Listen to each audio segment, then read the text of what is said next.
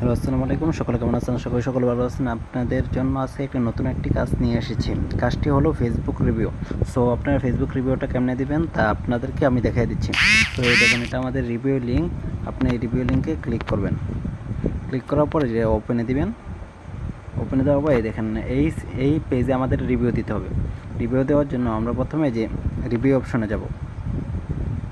Review অপশনে গিয়ে তারপরে এই যে এস দিব।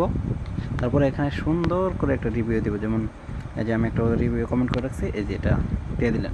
দেওয়ার পরে এখানে দেখবেন পাবলিক করা আছে নাকি, এখানে ফ্রেন্ড করা থাকতে পারে, অনেক কিছু করা থাকতে পারে। এখানে পাবলিক করে দিবেন। পাবলিক করার পরে এখানে আপনি এটা শেয়ার করে দিবেন। সো এই যে দেখেন শেয়ার করে দিচ্ছি। দাঁড়ান 1 মিনিট। এই দেখেন শেয়ার হয়ে গেছে। এই দেখেন আপনার একটা রিভিউ হয়ে গেছে। সো একটা রিভিউ বেশিক্ষণ লাগে না, 1 মিনিটের সময় লাগে না। সো আপনার রিভিউ দিয়ে অনেক আনলিমিটেড রিভিউ দিয়ে কাজ করতে পারবেন। আপনার ভাই বোন বা বাসার আত্মীয় স্বজন সবার একটা রিভিউ দিতে মূলত বলা হলো রিয়েল আইডি রাখবে।